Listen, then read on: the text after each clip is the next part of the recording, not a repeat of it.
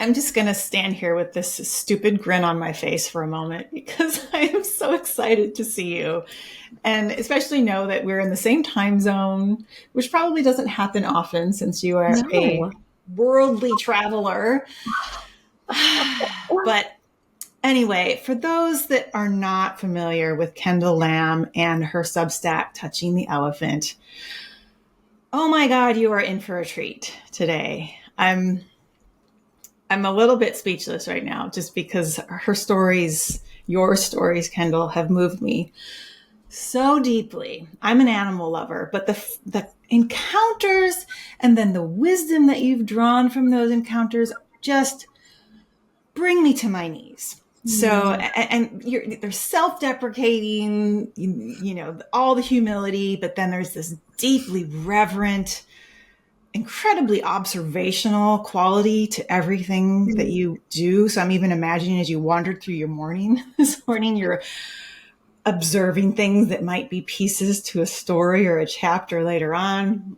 So, um, your stories just crack open wonder for me. And that's what we need in this Mm. world. And that's why you've become like truly my favorite read every week. When I see your name pop up, I'm like, ah, Kendall, what's she going to talk about today? That means so much to me. Um, Thank you.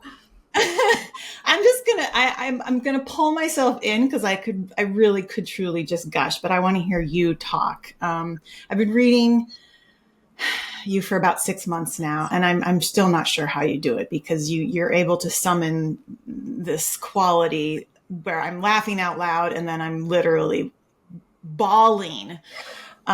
So let's talk today. Okay. I'm so looking forward to this. Thank you. I've been looking forward to this conversation for a long time, and it means the Me too. world to be sitting in this seat right now. I just feel like we're having a cup of tea together. So it's We lovely. are. I want to just jump in because I gave our audience just a little bit of a background, but now I really want to know how this all began for you. You are, before you were an evolutionary biologist and a marine biologist, it seems like you were already still drawn to the ocean. So how did this begin for you? So I grew up in Tucson, Arizona, in the Sonoran Desert. And that is an unlikely place to begin a love of the ocean, or maybe not. I think sometimes when we grow up in places that are so far removed from the ocean, the first time we see it, we can't help but love it. I'm always Mm-hmm. flabbergasted by people who don't feel enamored of the ocean. But I first started visiting the coast of California when I was a little girl, when I would visit my great grandmother at a nursing home that she lived at. And I was drawn to it right away. I could not get enough. And I was fortunate to be able to spend summers growing up in Laguna Beach at a little beach house. We had met a woman who would visit her grandkids on the East Coast every summer, and she would rent out her little beach house to my family. And Oh. that's when I really started falling in love. I would go tide pooling every morning, and there was this big rock that I would climb up on the beach called Whale Rock, and I would watch for dolphins. And Mm. it was just a really magical time. And then later, when I was an adolescent, actually, this is a great story. I took a marine biology course in In in fifth Arizona? grade in Arizona. They decided to do a marine biology course for my fifth grade class. And mostly we would sit in this little trailer and we would watch this old TV series that was called The Voyage of the Mimi. And it was a very young Ben Affleck. He was probably 11 years old when they recorded this. And they were on a sailboat called the Mimi. And they would go out and they would do oceanography and whale watching. And I was smitten. I thought, this is the life that I need to live. And so I would sit in front of this little, they'd wheel out the TV and I would sit in front of it. And I was just like, this is it. This is it. There was this internal calling. And fast forward to my very first job working, researching whales in Gloucester, Massachusetts.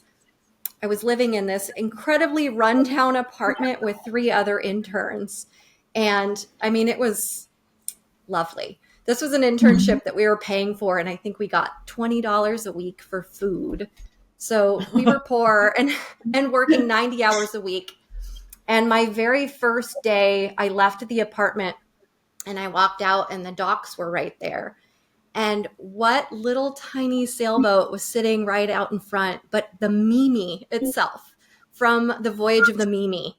No It was the way. exact same ship. It was right in front of my apartment. And I remember just sitting down on the dock and being like, you have got to be kidding me right now. And it was all covered in tarps. Like, I don't know. It looked kind of weather worn, like no one had really been on. And I wanted to tell everyone around me, like, this is a famous ship.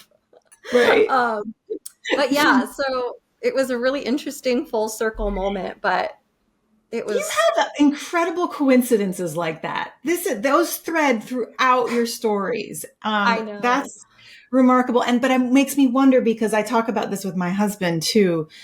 He has a lot of coincidences happen too. And he always, similar to you, grew up very fundamentalist Christian, now is, proudly adoring of the universe without the need for any sort of God to hold it all. But he feels like it's just because he's really, really observant. He's always noticing things. Yeah. And so maybe the more that we notice, the more coincidence arrives, or all of the occurrences that are already happening. And we Mhm. just happen to miss them when we're, picking our nose. I think you're right. My husband always tells me that I have far more stories than he does. Like, he'll say, like, I Mm, have one story to every 100 stories that you have that are extraordinary. And I don't think that's true. I do think I'm with your husband. I think that I just collect them. And mm-hmm. there's this secret stash, this pocket that I put them in, and I weave more meaning into them. But I do think it's a Yeah. deep noticing. I think that Yeah. that's largely what it is. Yeah. Yeah. So, did your writing be, since you've been collecting this beautiful pocket full of stories, were the words coming to you when you were a child too, sitting out on those rocks and wandering through the tide pools, or did the words come later? That's such a hard question to answer because I don't my writing voice and my interior thinking voice are the same. And I don't know if that's true for everyone, but I don't want this to sound pretentious, but I think in prose. And so Mm, long before I started writing, I was speaking stories into my mind. I don't know if that's because I've been an avid reader since I was a little girl. I mean, my dream as a child was to get locked inside of a library overnight so I could read all the books without anyone telling me that I had to go to sleep. And my Jesus. grandmother was a librarian. I mean, just libraries are like my first love in life. And so Mhm. I grew up with words and stories, a very Mm, rich and real part of my environment. And maybe because I am a person who notices things, I don't skim over things. I really pour into sentences and structure. I do that on Substack as well. I find it to yeah, be insulting to glaze over the way that a writer writes. So all yeah, that to be said, I think that words have always been a part of my interior landscape. And so I did keep journals and things like that, but a lot of it was happening more so inside my head. huh. Yeah.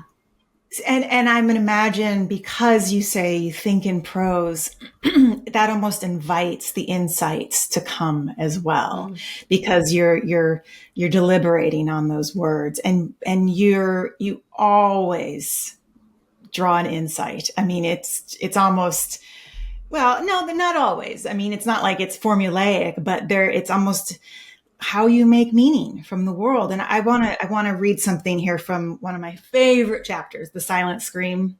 It's hard to Oh, pick a favorite chapter, but this Silent Scream, you say, sometimes healing begins with a silent scream, an erupting flame, the primal calling out of our pain and heartbreak. Only then can the wildflowers move back in, and their fragrance will not be for the heels that crushed them, one final act of benediction in death. It will be for the whole wide world. That's where you'll find me, laying in a field of flowers after a burn, having screamed myself back into quiet repose. that's where forgiveness finally takes root. Oh, this story is so powerful. And to know that a seal or sea lion took you there.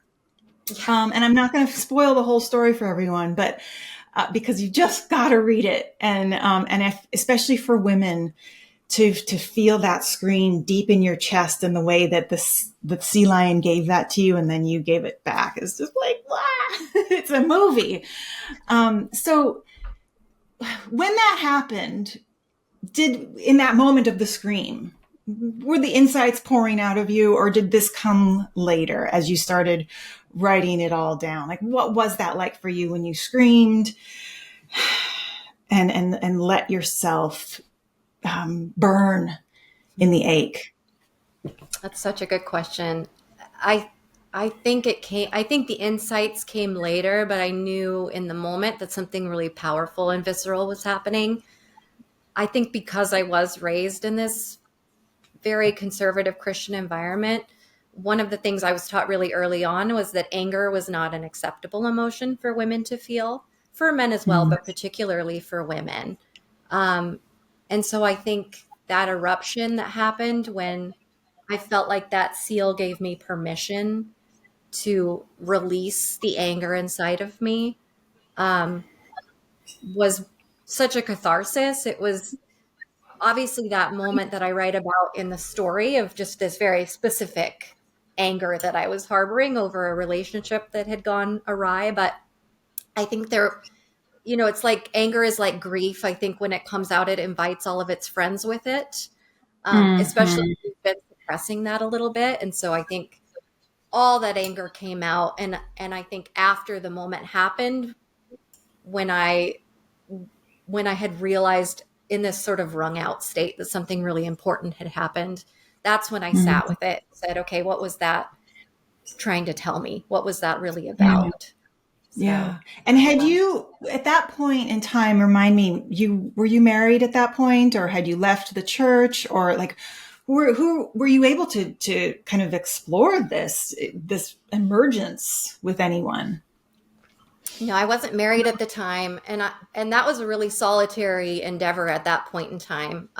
Sort of disentangling myself from religion while still having this really rich interior spirituality. It's really interesting Mm. because me leaving the church wasn't like a isolated moment. A lot of people have a moment that's very dramatic and they're just done. Mine Yeah. was a multi-year process of just trying to figure out what was real and what was really not serving me and felt really hollow. Um, Mm. and I did most of that untangling, I would say alone, but also with authors. I mean, this is the magic of writing, right? Like, I think books Mhm. walked me through that process. So I have a number of people who I felt like I was collaborating with across the page to get there.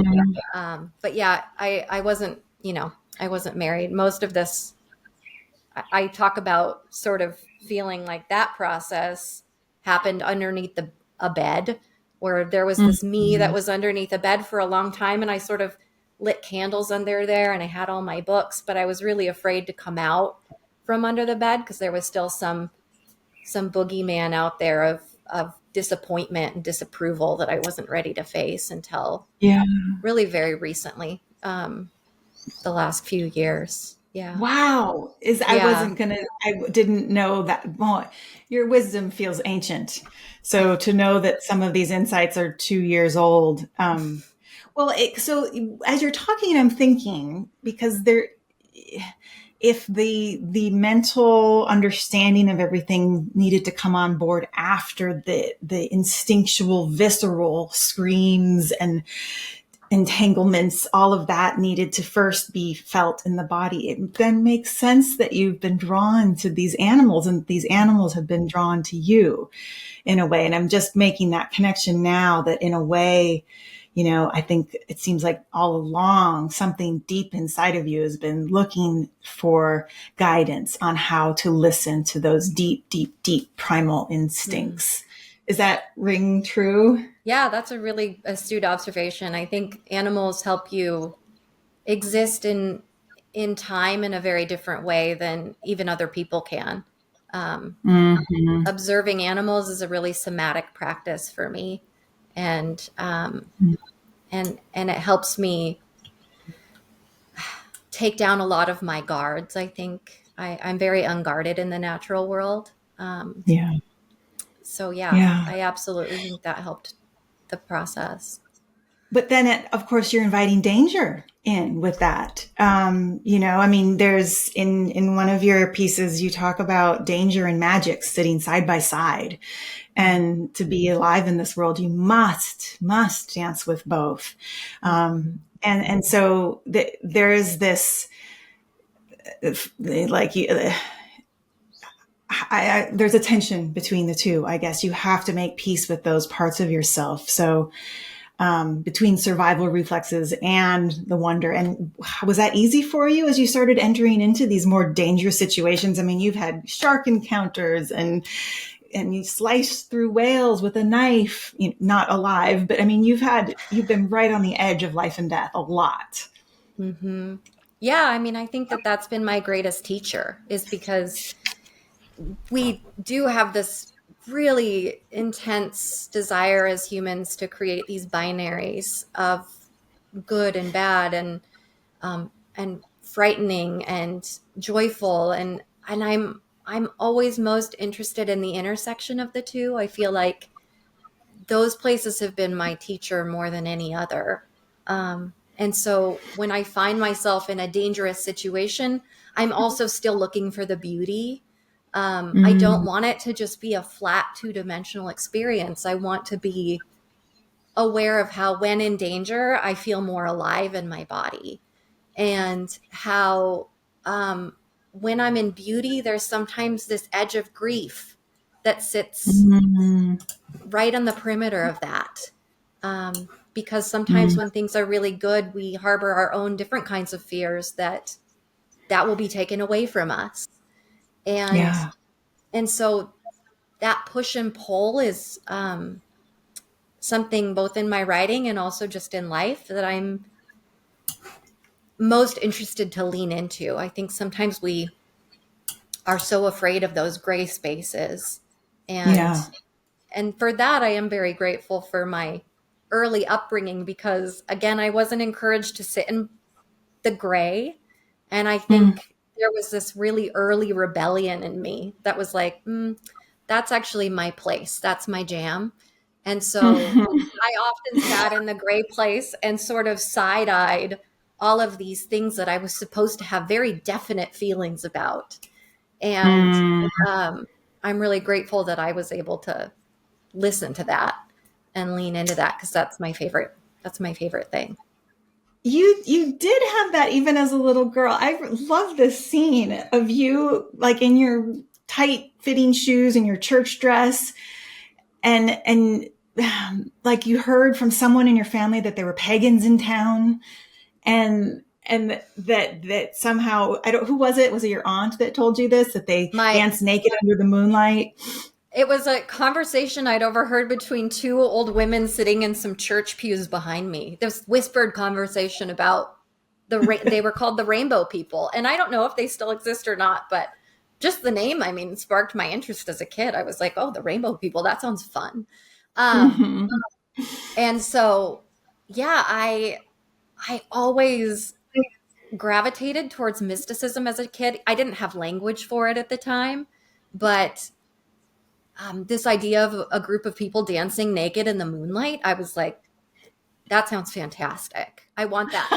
And it was so forbidden, right? It was like I was supposed to be buttoned up, and I was supposed to be frowning on that with all the other proper people.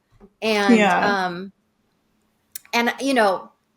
I wasn't so evolved that I didn't still really very much want to be the good girl and belong in that group. I was Mm-hmm. definitely very bound up in that for a very long time. Like, I will be the best, most proper, above board child. But there was always this underground desire for what was more dangerous, or what brought up my curiosity. And um, Hmm. so, yeah, that moment as a kid when I was a little girl walked into a cafe that I had been sitting in, and she was one of the rainbow people. So she was like barefoot. And I said, she looked like she belonged in her body. She carried herself with Yeah. ease.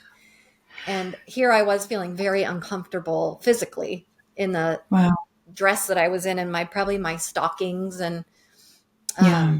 I made eye contact with her, and it felt like electric. It felt like there Yeah. was the wild woman that what I would become someday inside of me Wow. was recognizing that in that moment. So yeah, there were definitely threads of that through my childhood.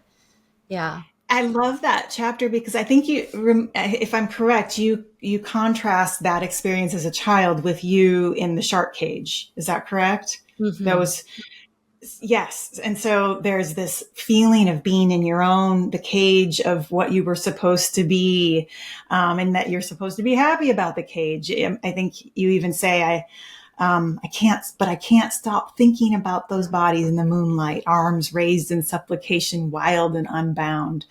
And I wonder what that kind of freedom feels like for this Mm-hmm. little girl Yeah. to feel that already. It's fascinating.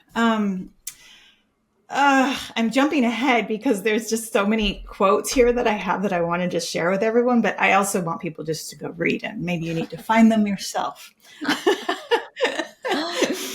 But let's talk about you touched on this a little bit, but what do you think ultimately this compulsion to be near animals and be in the ocean is teaching you about your own transformation?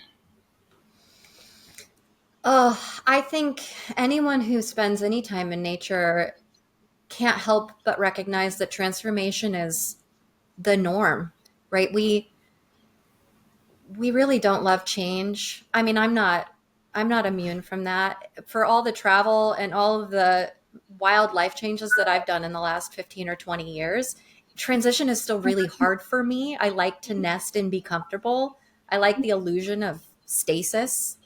Um, Mm, and I think being outside, whether you're seeing a chrysalis or you're seeing a snake shedding its skin or you're seeing an animal growing old, and not not even being able to stand up, or something that's mm, emaciated, there's this there's this acceptance that animals have for the inevitability of change that um, is incredibly inspiring.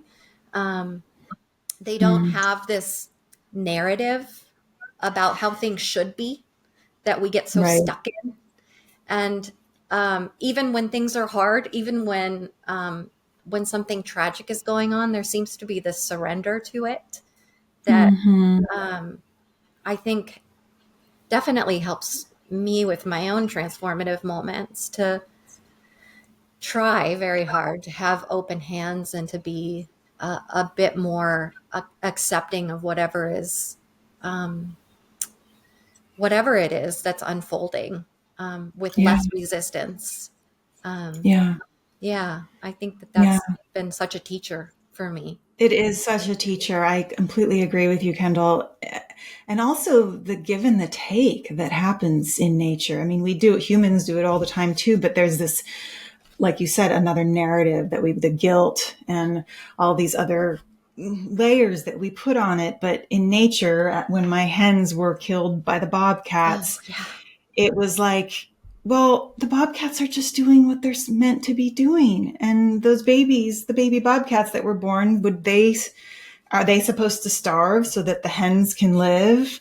And did, that dialogue happen in the mother bobcat's head? No, it's just this constant Hmm. um, transmutation of life Yeah. Yeah. that is such a wonderful teacher.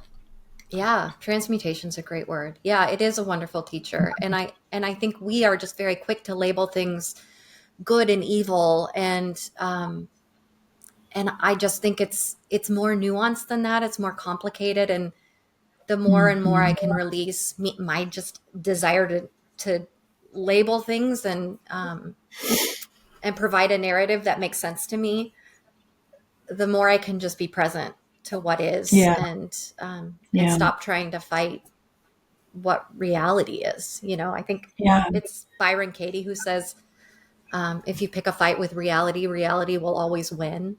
And I don't Or think bite animals back. pick, yeah, right. And I don't think animals pick fights with reality. I think that they live in a constant acceptance of what is. Mm-hmm. And Yeah. we would probably be much more peaceful if we were also able to get there. Yeah. So, So that also there's a tension then between the scientist part of you who's out there doing these projects and researching. I'm remembering the whale that, had gone, washed up ashore, and you had to be a scientist and take the knife and open up the whale and find out what had happened. And then you drop the knife in there, which is again the fine moment. perfect balance of the humor and the humility I love so much.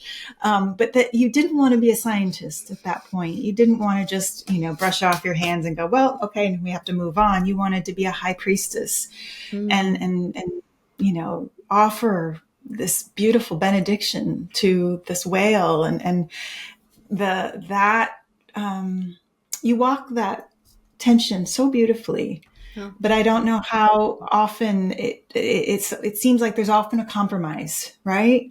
At some point, did the high priestess have to go, okay, we've just got to move on? Yeah. Yeah. I think it's interesting because this question about sort of the mysticism, the high priestess versus the scientist, they're both sides of that have provided, again, that tension in the middle, right? That I don't often get to explore when I'm in either spot. So, in a lot of scientific communities, I definitely had to silence that part of myself and just do the work. Hmm. It doesn't mean I wasn't still making that prose in my mind that we had talked about before when I was out there researching whales and I'm trying to get the data down, but I'm also seeing things and I'm being discouraged to make meaning of that. We're just getting the Mm-hmm. information down, which was such a viscerally painful experience for me sometimes because um, I can't help but see things with wonder. Um, Yeah. so there was a definite tension there. Like I remember I was on a boat one time and there was a mother fin whale with her calf. And whales will often leave their calves at the surface when they go down on deep dives because the calves don't have the lung capacity yet to get down there. And so she had taken a big breath and gone under on a dive. And she had been trying to keep her baby away from the boat while she was at the surface. So our engine was off, but the baby was clearly curious. But as soon as mom went down, the baby came right up to us. It was like, all right, well, now I have a chance to see what's going on this boat full of people. And right then it started to rain. And I swear to God, the baby opened its mouth and it stuck its tongue out. And it was such a sacred moment of recognition. Like we've all seen children do this. It's just Yeah. catching raindrops on your tongue is just a fun thing. And maybe this was this baby's first time in rain. And I'm sitting there supposed to be just describing the behavior, right? Just cataloging it with this analog code. And there are like tears streaming down my face because it's also just such a gorgeous moment that's happening. And there's just, of course, I'm starting to weave meaning into it. And I'm like, I want to write about this. And um, Yeah. so in many Wow. ways, like, yes, I came up against that in the scientific communities. And then growing up in religious communities, I was told that you sort of have to decide whether you're going to accept a religious narrative about what this world is and how it was made, or you can do the scientific narrative. But you can't do both. One has to, Yeah. the religious one needs to have authority. Yeah. And that also gave me a lot of difficulty growing up because I loved, as an observer of nature, I loved how the deeper I got into nature, the closer I felt to God. And I felt like Mm. everything was a revelation. And there Mm. wasn't anything we could see or observe in the natural world that would take us farther away from that source. That seemed Yeah. absurd to me. And so Huh. writing has become my favorite place to merge the two. That's what really feels liberating to me, because I'm not in either community. I'm just in my own created space where I get to bring in my love of the natural world and science with my meaning making. Um, Oh, I mean, it's deeply so spiritual. yeah. I hear that in all. It's like I learn about the parasitism and, mutualism, and I'm also reading something that should be in scriptures.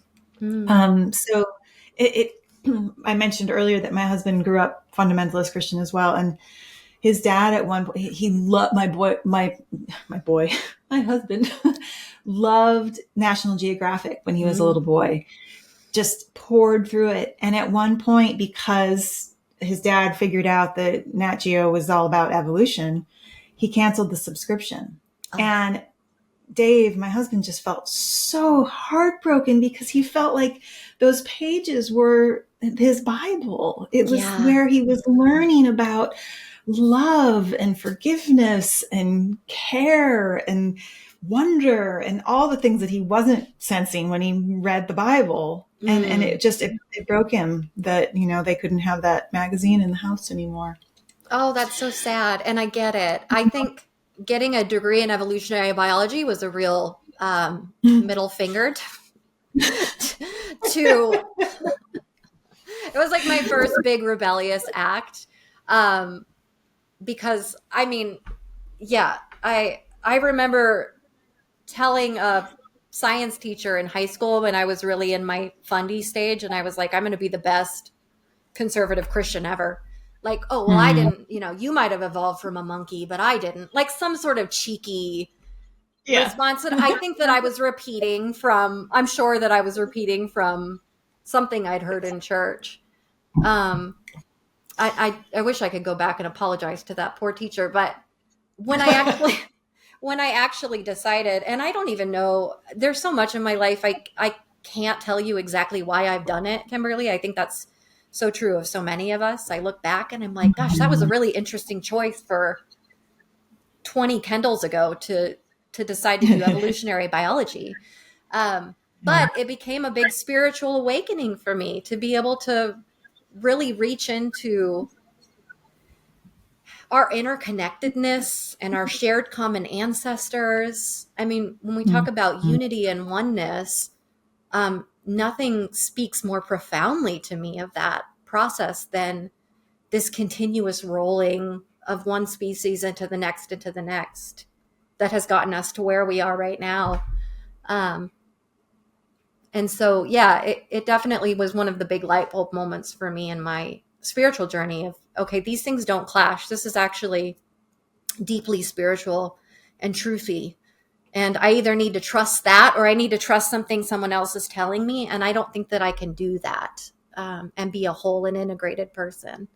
So, I'm fascinated by how you knew that, especially with our other primal needs of being part of a tribe and being accepted, and you also do talk about, sort of self-betrayal. There were periods where it's not like, you knew this voice and just forged ahead. It was this, again, this tension between this girl that was compromising herself a lot in relationships, and then also something primal that was like, no, I know what I want. And in fact, you actually talk about your relationships quite a bit. It's a theme that runs through a lot of your chapters, boyfriends and husband.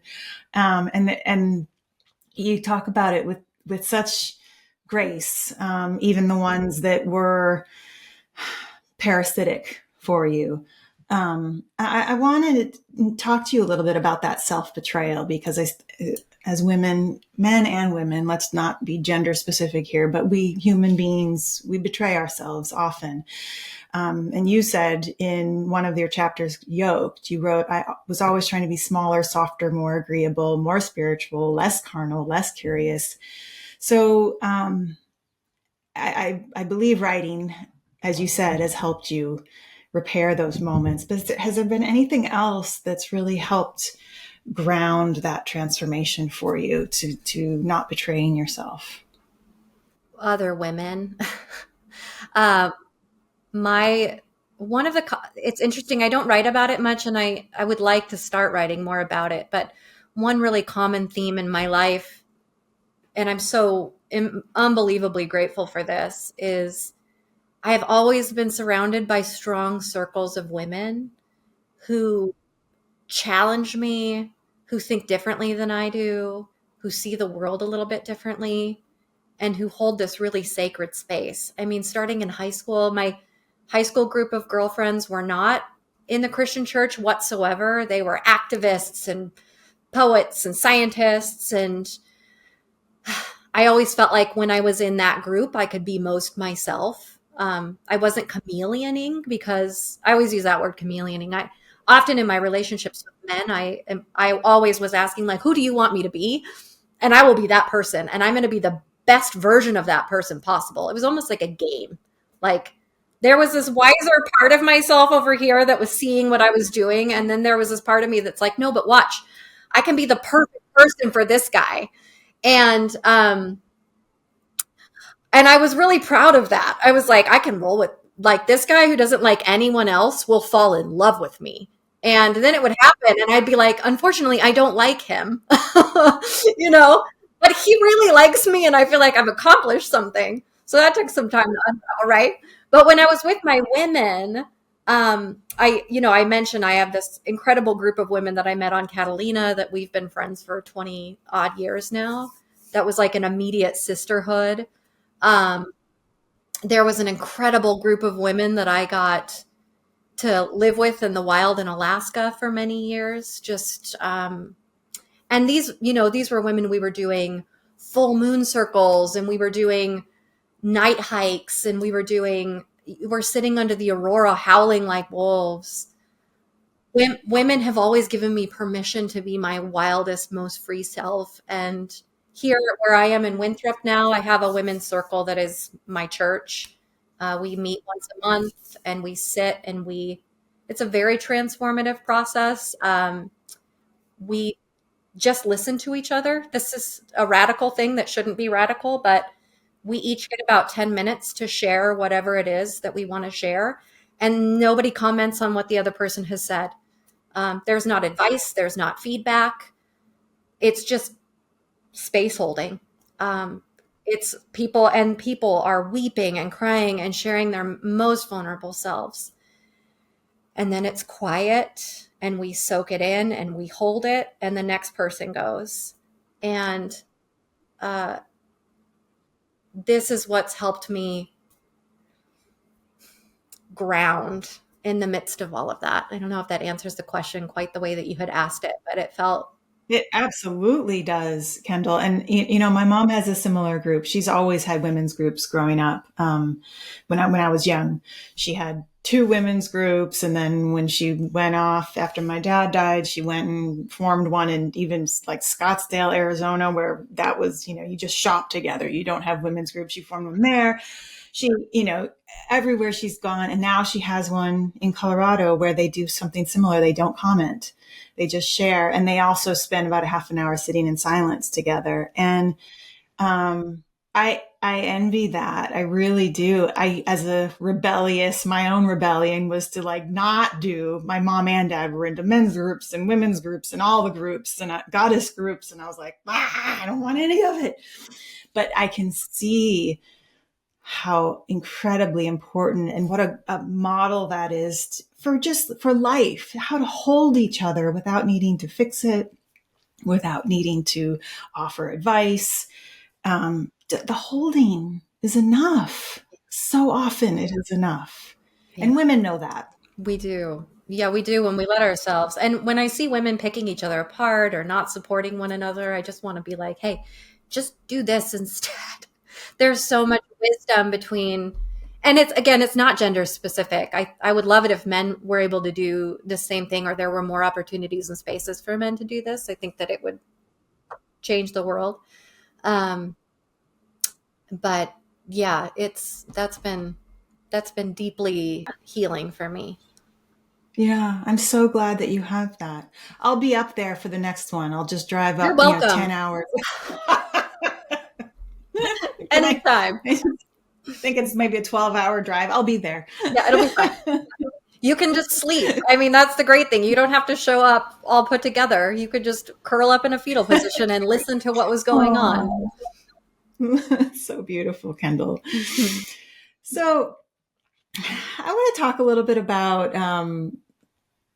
some of the humor that you weave in, because we think like, oh, sacred animals and these extraordinary encounters, and the reality is that you have had some really goofy moments with animals too, like this whale sneezing on you, and I mean, which is just another beautiful way to ground the sacred. So in one of your stories, you talk about how you were standing out on where were you? Were you in Maine?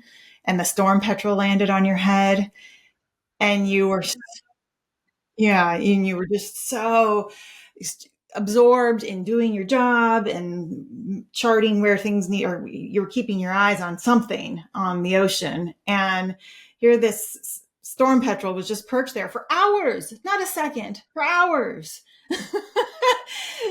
So I want to know, just as a fun little exercise, is there other things moments in your life where something has landed on you without your knowing, like just like the little bird? Oh, it's such a good question. And thank you for bringing up the humor. I think it's so important to infuse our writing with humor and lightness when we can. I think I do touch on a lot of really heavy subjects, but I also love to laugh at myself. And I have been in some truly absurd and embarrassing situations at times. Where I'm sure that day on the boat, I was trying to be very like serious science, Kendall. I'm wearing my storm suit and I have this big hood on and I'm searching for spouts and we're doing very important work on right whales. And here this bird is sitting on my head the whole time. And for a very long time, as you said. And it's so good. So like, I think the bird represents a lot of things. I think the bird represents levity sometimes, where we're asked to take ourselves hold things a little lighter and take ourselves a little less seriously. And I also think the bird is a metaphor for things landing before we realize that they're there sometimes. And right now, I think that bird in my life is poetry. Interestingly enough, I have started to write poetry, and it's largely because of my readers. I have a few readers who were like, hey, I think you're a poet. You should write poetry. And I was like, I'm not a poet. I have a book of Mary Oliver poems like on my bedside every night. I mean, I love poetry. But I was like, no, I'm not a poet. And then I was just like, okay, fine, I'll give it a go. And that felt like the bird on the head moment. Because once I started writing poetry, I was like, oh no, I've always been doing this.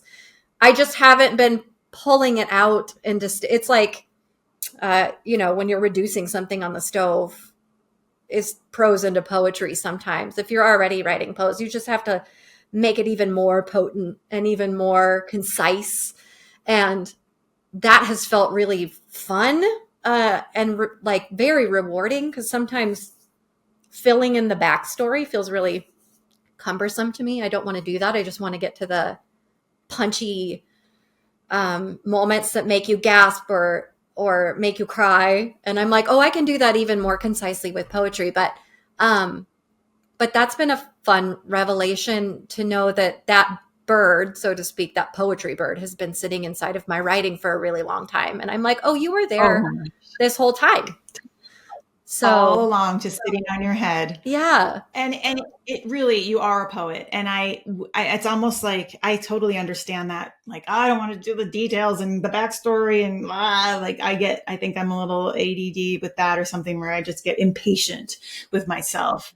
You do a beautiful job at building backstory.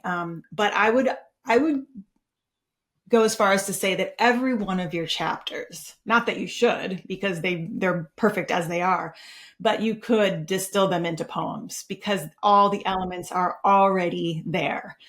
That final twist where you're suddenly like, oh, she wasn't just talking about a whale. she was talking about motherhood, you're like, whoa. So it's very clear that this poetry bird is alive and well. And I would And say not sitting on your head anymore, but inside of you. thank you. And I just wanted to comment on what you had just said about reading through these things and being like, oh my gosh, you're not just talking about a whale. This is actually about motherhood. This is how I feel as a writer writing these things. And that's where I get into writing as a spiritual practice, is because I don't often get into my writing knowing what I'm doing. I don't have this really clear outline where I'm like, okay, I'm going to tell this story and then this story, and then it's going to land and tie into this thing. I found that I always talk about how I have to invite in my muses. It's like I need to invite in this collaboration between myself and whatever else is coming through, in a way that forces me to get out of my own way. And I'm in the beginning, I really argued with that voice, because I'd be like, okay, I'm going to sit down and I'm going to tell a story about whale snot in my eye. And the voice would be like, okay, but you need to bring in this story from when you were 10. And I'm like, no, that doesn't have anything to do with what I'm talking about. And so I would really come to heads with it until I started letting go a little. Like, I kept getting to this point in my writing where I would just be hitting these walls. I was like, I don't know what I'm talking about. I don't know where this is going. And that voice would get more insistent. And I would finally be like, okay, fine.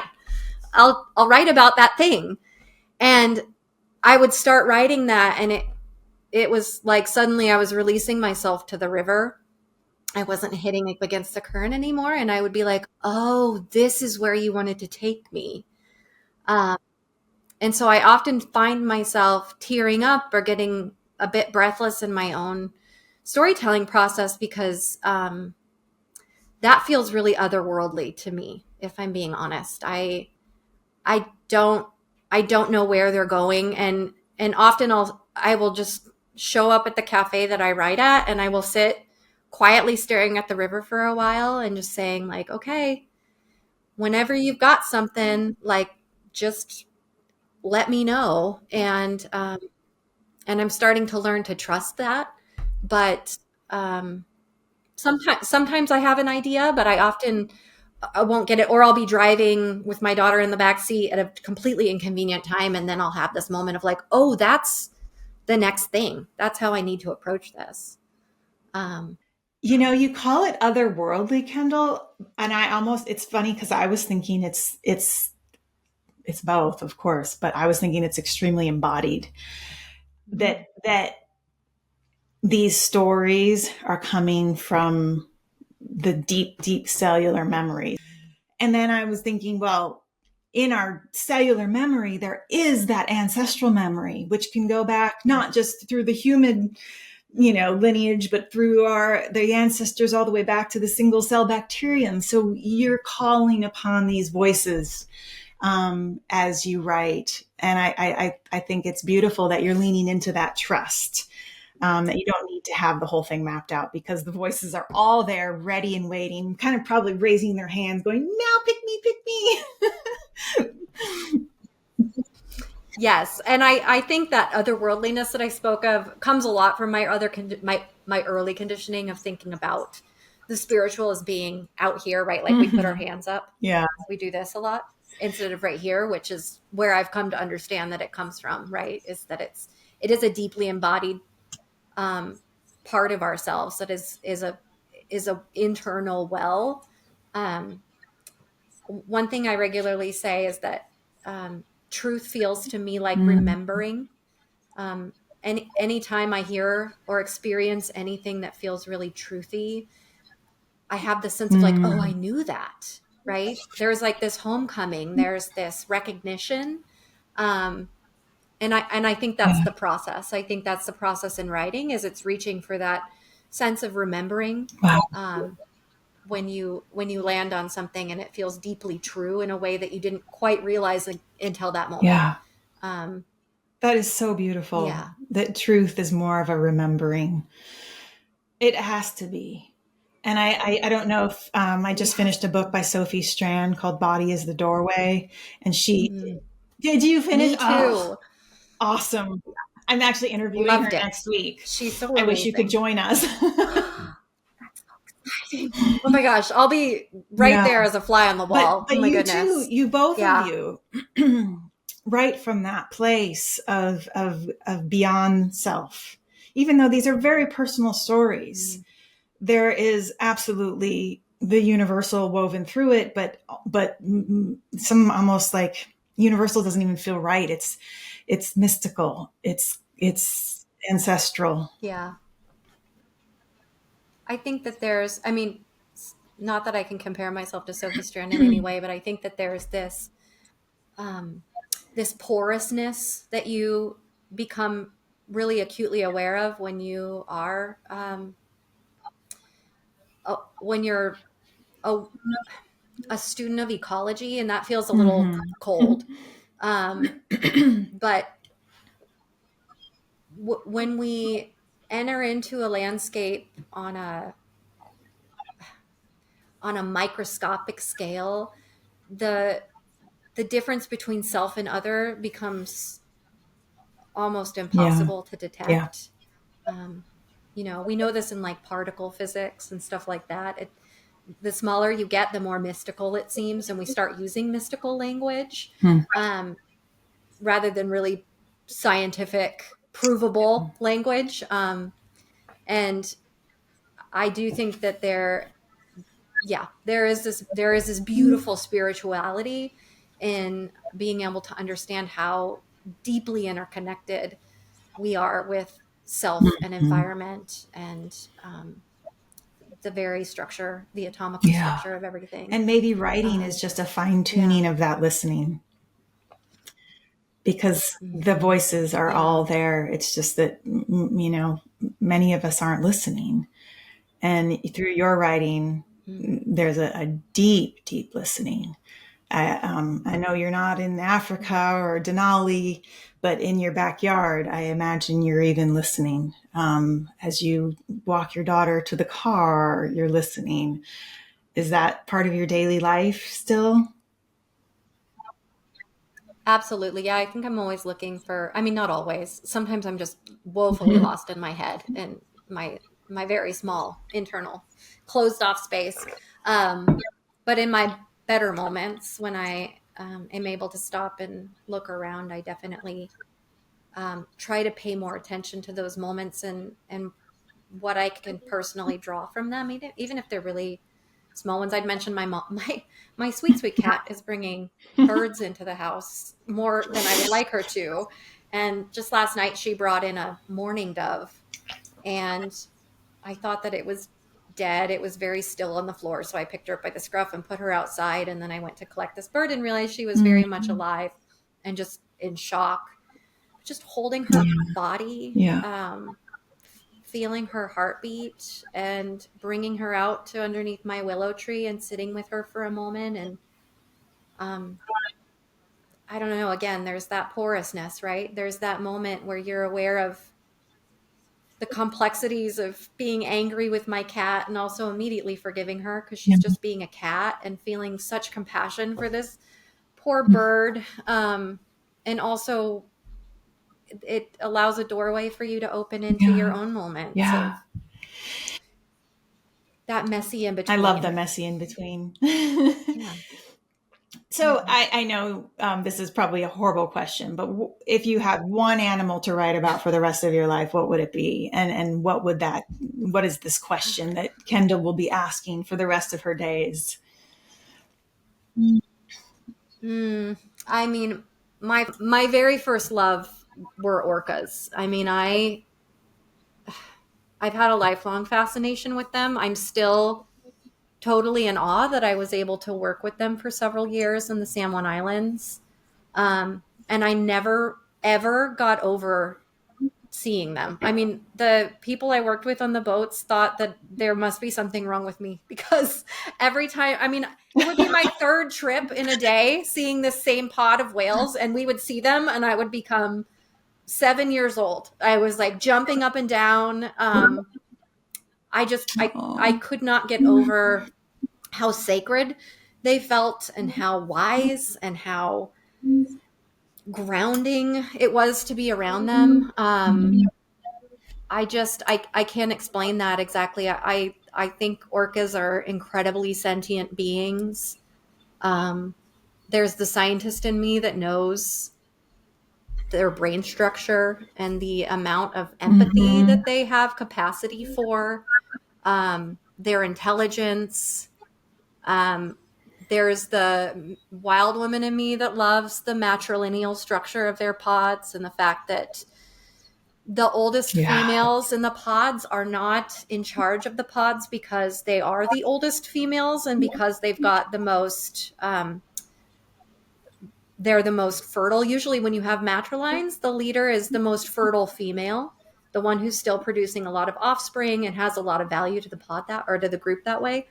But in orca Mm-hmm. societies, the oldest female is in charge long after her biologically reproductive days.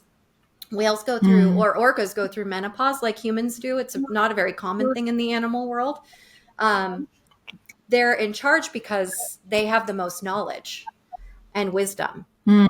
And so these societies value wisdom um, in a way that's like we just don't know that much about it. They still hold so much mystery, and so I just want to follow them around constantly and ask them questions about everything. What do you see, and what do you want, and what does this mean, and what is your language for this, and how do you see the world in a way that is both different and the same as the way that I see the world? Mm. Those questions are always in my mind when I think about I that. love that question. I love that last question around how do you see the world differently than me? I think about that all the time when I even just we have 3 strays cats running around our yard now. I don't know where they came from. And I want to know how they see the world differently than our indoor cats and what they're, I mean, obviously everybody's here. There's prime on a primal level for survival, but what else, what Yeah. else are they squeezing from their days? And They certainly are playing. I mean, yeah. play feels like a big part of it. Yeah. And I think, one of my favorite things that you've written was about how inadequate language is, which is a great thing to explore as a Mm, writer in writing. I mean, the irony of that is definitely in the piece, which I love that you're like, I realize I'm trying to find words for not having words. Um, but I think, one of the wonderful things about asking those questions of the animal kingdom is that you're looking at species that are largely languageless, or at least they have a different way of doing language than we do. I shouldn't say they don't have it. But yeah. moving through the world more silently, um, how much more you're able to take in, Mm, and in such a different and deeper way, I think. So yeah, I think mhm. it is a good question to ask. It's a good practice. It is a Um, good practice. It's a yeah. good practice to shift our thinking always and not Mhm. assume that what we are perceiving and thinking and understanding is even correct or Mhm. our own. Yeah. It's Kendall, I could talk to you for days. We might have to have a part two Okay. because but and you're still writing. So I have, first of all, how many more chapters? I don't know Or is it not exactly. decided yet? I'm guessing I have about 10 more. Um, Oh, and I've recently decided this will be my first trying out of this here, but the first part of the book, so chapters 1 through 19, I think we're really largely focused on animal encounters. I've been struggling with mhm. part 2 because I feel like I'm entering into part 2, starting with the letter from Denali of Yeah. um, a different, very different part of my life that formed me in really good and hard ways. But I think part 2 is going to be more from the perspective of the land itself, of place, Mm, more than mm. animal. So I think animal will be part 1, and I think I'm coming into part 2, which is more land based. And Denali Wow. sort of set the stage for me on that one when she was like, "No, we're going to talk about this from the perspective of land, of place." So Yes. that's what you can look forward to coming up. Is there's going to be a lot more place based wisdom, hopefully. Amazing. I Yeah. felt that. I mean, the letter from Denali, you gave voice to a place I have never been, but I felt after reading that letter that I knew her. Thank you.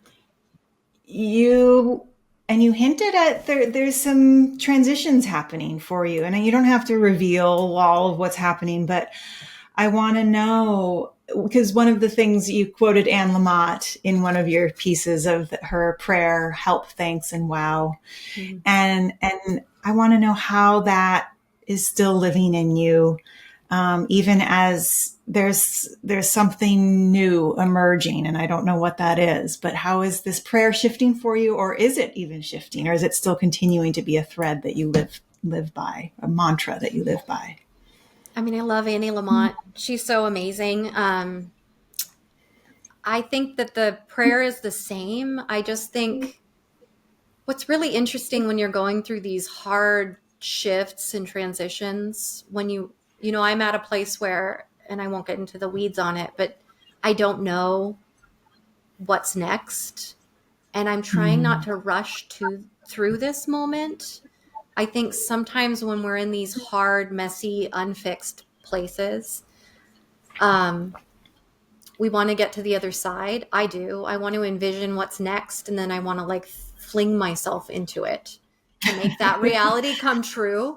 And I think that the help, like I'm deep in the help prayer right now, but the wow and the thanks, I'm trying to sit in the context of how do we still feel wow and thanks inside of our pain. Like, I think pain can be a wow moment. When something is revealed to us that's really a hard truth, the thanks comes from knowing that now, I think there can be gratitude in our, and not to sound like I'm some Zen master, but I think that there is gratitude in being able to recognize our pain points and what we can and cannot tolerate anymore. And there's a prayer in that too. And to be able to sit here right now saying, okay, I don't know what my life is going to look like a year from now, but wow and thank you for showing me what my reality is right now in a way that is helping me follow those threads and connections to the next thing that I need to do. And I'm trying to do that really slowly and intentionally.